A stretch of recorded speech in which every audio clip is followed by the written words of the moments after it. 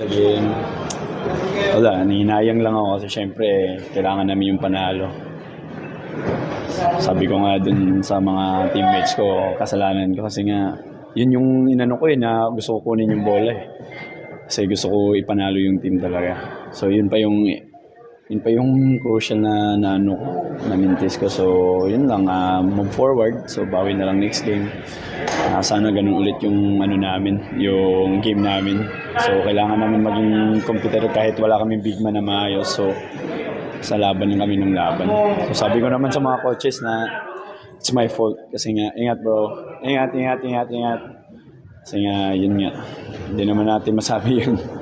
Kaya, yeah! Ay, ingat Kemon. Yun lang.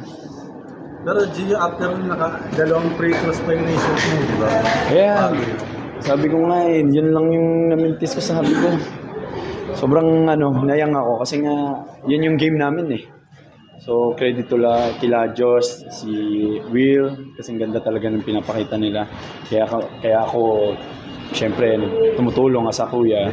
Doon lang ako, steady lang ako sa ginagawa ko. So, yun lang talaga, sobrang naginayang ako. Kasi nga, ako yung sanay na ako sa ganung game. But ako pa yung yung mintis ng dalawa. So, yun lang, moving forward.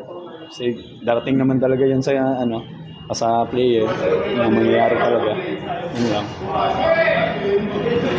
Practice naman ng free throws. Sabi ko nga sila, mag-practice na 100. Pero lagi ko naman pinapractice yun, kuya. So, yun lang talaga.